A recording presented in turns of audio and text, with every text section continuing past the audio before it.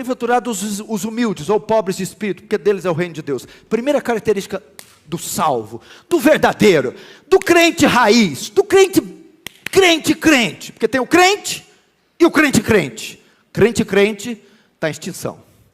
Primeira característica, ele é pobre de espírito. Que é isso? Eu não vou ter muito tempo, mas eu vou resumir neste hino. Nada trago em minhas mãos, só em tua cruz me apego. É aquele que não confia nas suas obras, nem nos seus méritos, para ser salvo. É aquele, a palavra pobre no grego aqui, é miserável, é pobre. É aquele que não tem nada. Porque existe o pobre, não tem luxo, não tem conforto, mas vive. E tem aquele que é o mendigo. A palavra grega aqui é o desesperadamente pobre. É aquele que reconhece a sua falência espiritual. É aquele que conhece a sua indignidade. A ideia é assim, ó. Você perguntar para um muçulmano: por que você é salvo? Por que você é aceito por Alá? Porque eu observo o Corão, sigo as suas tradições e faço todas aquelas aberrações lá. Ok? Pergunta para o católico: por que eu faço as procissões, vou às missas e faço os ritos? Ok. Pergunta para o espírita: porque a reencarnação. Você perguntar para um crente: e você? Por que você é salvo? Bom, sou um pecador, não mereço ir para o céu, não sou digno, e tudo que eu faço é trapo de imundícia. É só pela fé, e pela fé somente. Eu vou para o céu baseado nos méritos de outro. Nada trago em minhas mãos. É o publicano e o pecador batendo no peito: tem compaixão de mim, pecador. É aquele que não é arrogante. É aquele que sabe da sua insignificância. O tal do crente arrogante está na moda. Crente soberbo, autossuficiente, ensimesmado, Senhor da glória. O verdadeiro não. O verdadeiro sabe quem é. Sabe de onde Deus tirou ele. Sabe do que ele é feito. Por isso ele não se orgulha. Paulo diz assim: se for para me gloriar, me gloriarei na cruz de Cristo. Longe de mim gloriar-me em outra coisa, a não ser na cruz de Cristo, para a qual eu estou morto para o mundo, e o mundo para mim. Você tem essa característica? Sabe que só levantou hoje por causa da graça? Antigamente eu achava que eu precisava da graça e do poder de Deus para pregar a palavra. Hoje não, eu preciso da graça de Deus para amarrar um sapato. Você sabe que está vivo hoje só por causa da graça, que tem os dons que tem por causa da graça, que tem o corpo, a inteligência, o que tem pela graça, e que só Deus só te aceita pela graça. Esse é o pobre de espírito. Nada traz em suas mãos. É humilde. Por isso trata as pessoas com humildade. Vem num culto, ele não consegue ficar desperto, olhando no relógio, beliscando os outros, no celular, não. Ele tem tanta consciência de quem ele era e do que Deus fez, que ele vem a um culto, por menor que seja, e ele não consegue, ele se constrange. Ainda mais quando canta esses hinos. Ao contemplar a gloriosa cruz, onde feriram o rei dos judeus, começa a derramar as lágrimas, porque ele sabe que aquelas feridas foram por nossa causa. Primeira característica. Segunda, bem-aventurados os que choram, porque serão consolados. Segunda característica, ele chora. Você fala: então pastor, eu sou crente, eu não posso ver uma cena de novela que eu choro. É um chororô lá em casa, é tudo crente. Não, querido, eu não estou falando de ser pamonha. Esse chora aqui, primeiro, chora pelo quê? Não é pela novela não, meu bem. Aqui a segunda característica do crente, ele é quebrantado. Agora ele chora por quê? Por duas coisas. Pelo pecado, dividido em duas áreas. Primeiro, ele chora pelo seu pecado. É isso que quer dizer, quebrantado, quando ele se depara com o seu estado miserável, quando ele falha. A segunda característica é que o crente é sensível ao seu pecado.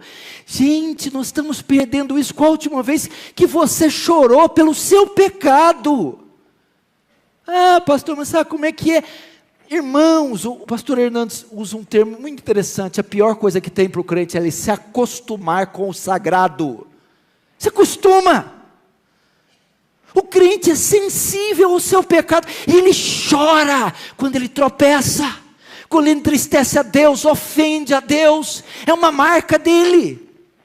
1 João confirma isso, que diz que se dissermos que não temos pecado, enganamos a nós mesmos, mas se confessarmos os nossos pecados, ou seja, o crente confessa, assume, é sensível ao seu pecado, e ele chora, se entristece, consterna pelos seus tropeços. Você não pode achar que o que você fez é falha moral, equívoco. Não, irmãos, estamos ofendendo. Gênesis 6 diz, pesou o coração de Deus. Efésios 4 diz, não entristeçai. Deus fica triste, Deus se sente ofendido. Deus pode ser, meu irmão, pode ser insultado. E o crente, quando percebe que faz isso, chora, se quebranta, se entristece. Segundo, ele chora pelo seu pecado e chora pelo pecado ao seu redor. Tráfico de crianças para prostituição, ele chora. Aprovação do aborto, ele chora. Da pedofilia, ele chora. Ele é sensível às atrocidades.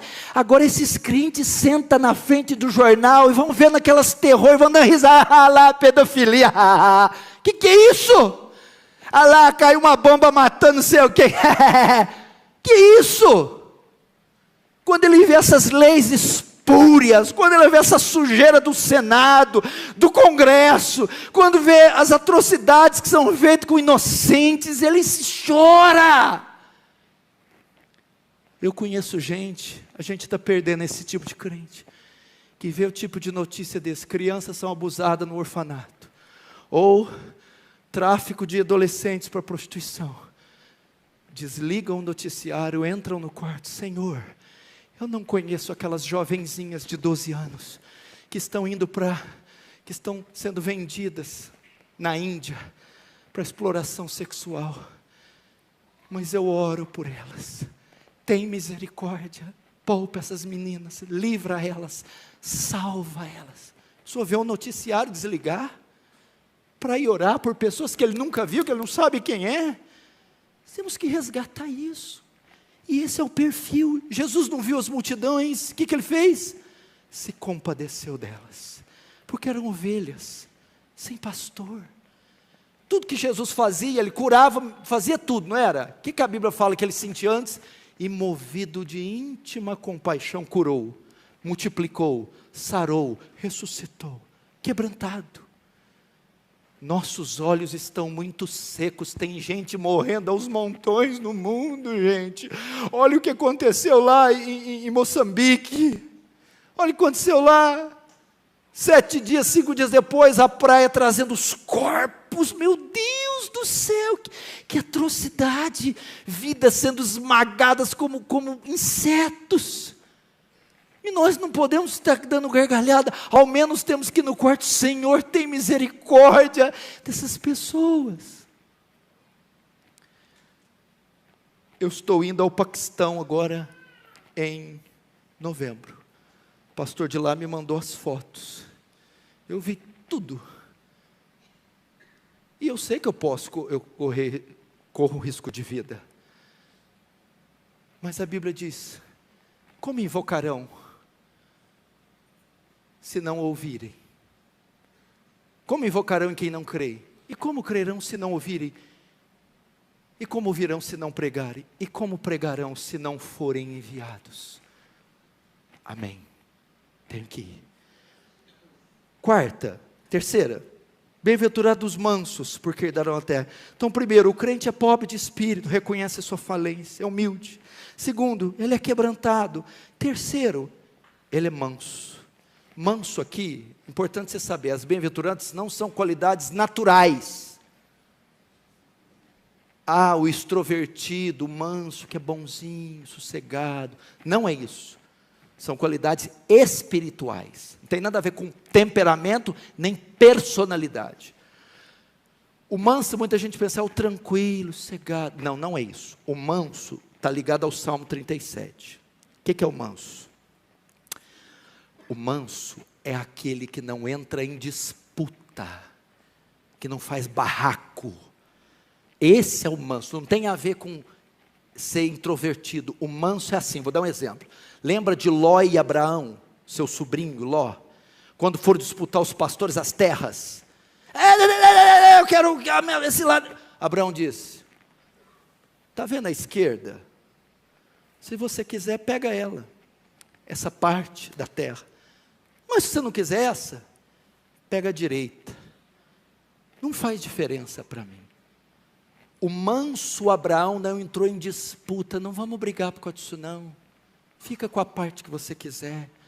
Os mansos são aqueles que não ostentam, que não disputam posições, heranças, títulos. Manso é aquele que o coração não se inclina para as posições, as posses, as honras. Não, se é para evitar contenda, leva para você, eu não quero. Agora o que acontece? Crente que entra em disputa, essa herança é minha, sai daí, sai na mão. Crente que entra em disputa de cargo, ó, pastor Ival está doente, eu vou assumir. Não, eu que vou assumir, saia meu. Não existe isso. Ele não ostenta, não tem opulência, ostentação. Crentes vaidosos, soberbos, querem as primeiras esposas, os primeiros cargos, os primeiros títulos, tudo que está e brigam, entram em rinhas para conquistar essas posições. Não, o crente verdadeiro, ele perde para o outro ganhar. Ele não briga por posições, ele contenta com o que ele tem. Ele fica feliz com o segundo lugar.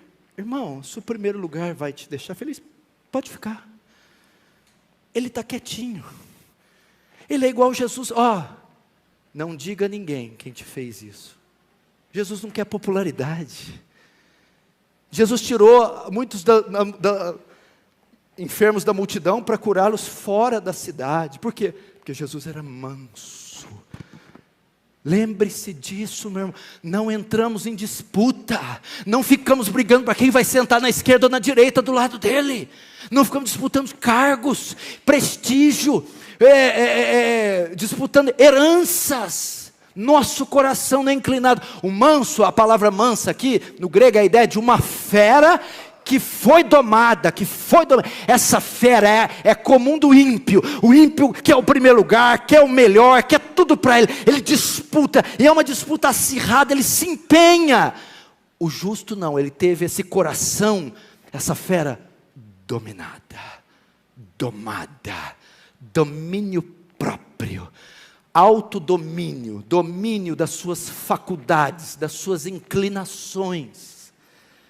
Você é assim? Quebra o pau com a esposa. Meu amor é assim. Não é, por pura vaidade não é. E briga com ela até impor a sua opinião. Por quê? Porque não aceita ficar por baixo. O manso, você tem razão, meu amor. Eu me equivoquei. Dentro da igreja, imagina se o pastor tem uma igreja inteira só de manso. Que delícia. Pastor, isso aqui. Querido, não é assim, você está errado, se arrepende. O manso, está certo, pastor, quem sou eu para reivindicar os meus direitos? O manso não reivindica os seus direitos, ele é submisso, meu irmão, igual Jesus, como ovelha muda perante os seus tosqueadores, não abre. Agora crente truculento, crente, eu não levo desaforo para casa, se arrepende, miserável. Crente leva desaforo e leva muito mais para casa. O crente é humilde, o crente chora, o crente é manso. Quarto, o crente tem fome e sede de justiça. É a quarta característica do crente. Deixa eu ver a hora ali. Tem mais 6 minutos.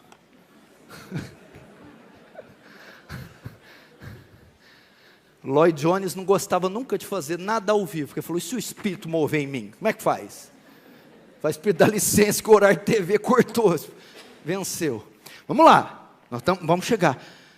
Olha outra característica linda, pastor Erival. Bem-aventurados os que têm fome e sede de justiça. Palmeiras e Corinthians no Morumbi às 6.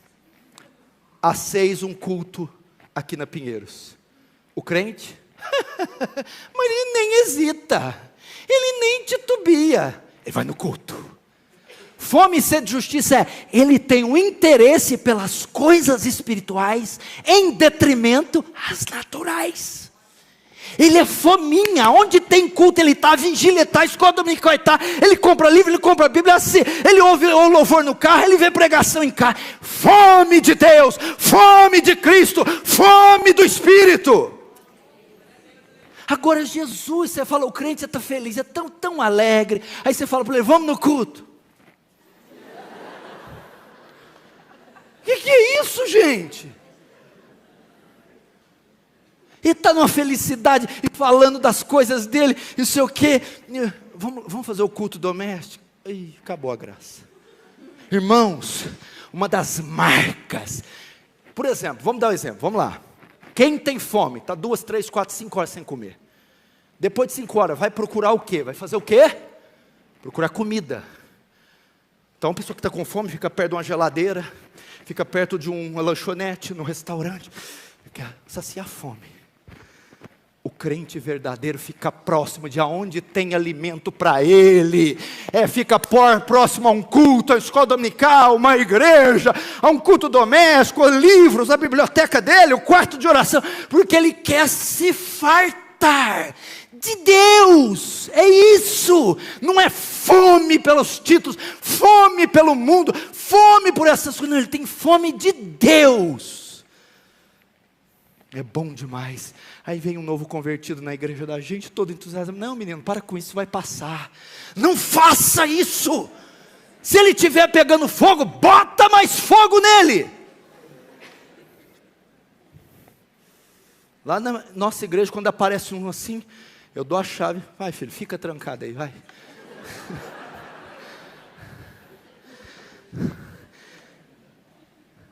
Sexto, bem-aventurados os misericordiosos, porque alcançarão misericórdia. Sexta bem-aventurança. O crente é misericordioso. O que é misericordioso? Que usa de misericórdia. Pecaram com ele uma vez, pecaram com ele 2, pecaram com ele 3, pecaram com ele 10. Ele perdoa. O que é mais misericordioso? Eu gosto desse tipo de crente que está no trânsito ou na rua, aí passa os miseráveis, descamisados, sem teto, pobres, destroçados. O que ele faz? O misericordioso se compadece da desgraça alheia, da fome alheia, da miséria alheia. Ele não só se consterna, porque muita gente tem, olha lá, fica quebrantado, mas não vai lá ajudar. Ele não só tem o sentimento pela desgraça alheia, quer seja espiritual, teológica, financeira, civil, social, política, ele se consterna, como ele se esforça para aliviar a dor do miserável, quer seja financeira, espiritual. O misericordioso para o carro, atende, vamos atender aquele fulano. O misericordioso está fechando a igreja, chega alguém, uma alma moribunda, calma, amor, eu vou chegar um pouco mais tarde. O que foi, meu filho? Vou te atender. Tem misericórdia. Jesus não parava diante das multidões, cheio de misericórdia. Gente, nós não podemos ser assim, cada um por si, Deus por todos. Não, a ideia é assim, cada um por si, Deus por ninguém. Essa que é a verdade. Vamos parar, vamos gastar tempo com gente. Nós estamos usando pessoas e amando coisas. Nós devíamos estar usando as coisas e amando pessoas. O misericordioso faz isso. Sétima, acho que é sétima, sexta. Bem-aventurados os limpos de coração, porque verão a Deus. 2 minutos. Bem-aventurados limpos de coração, porque verão a Deus. O que é o limpo de coração? Muita gente pensa o puro, fala de santidade. O texto reporta para a santidade, mas não é isso. A palavra limpo aqui, puro, do grego é da ideia de purificação do metal. Purificação do metal.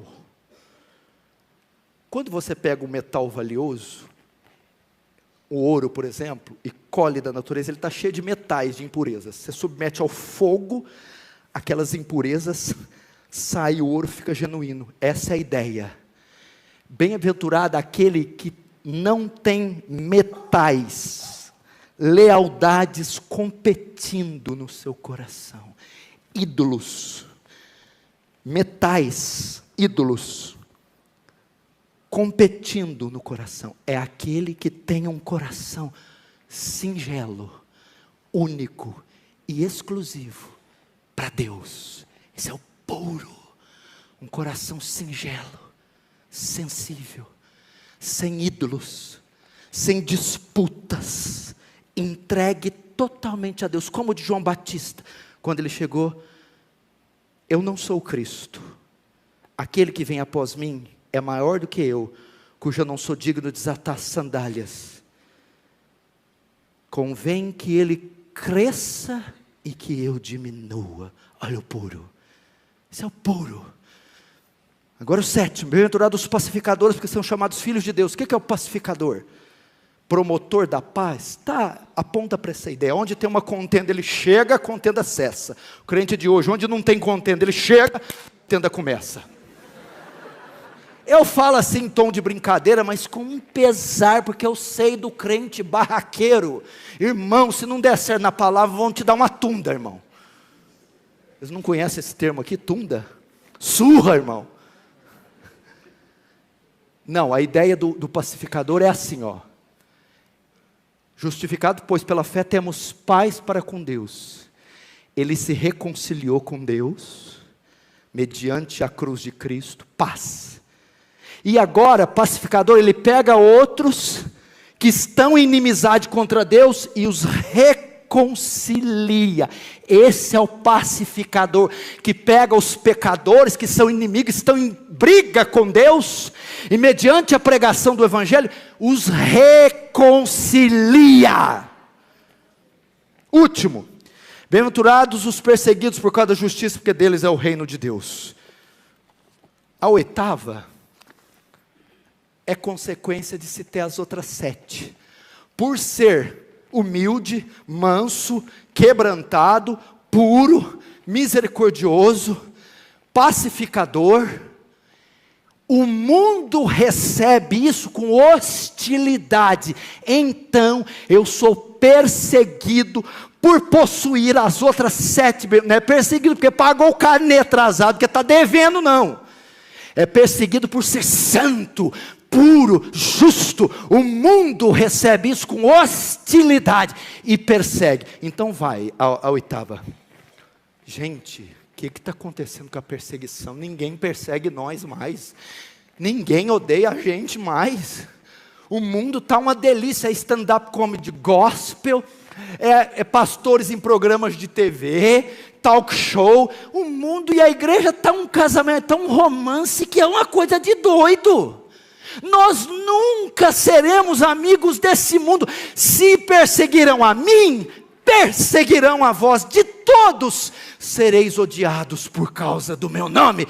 Crente que é crente é perseguido, caluniado, zombado e rejeitado, porque se parece com o seu Senhor. Clique abaixo e se inscreva agora no meu canal.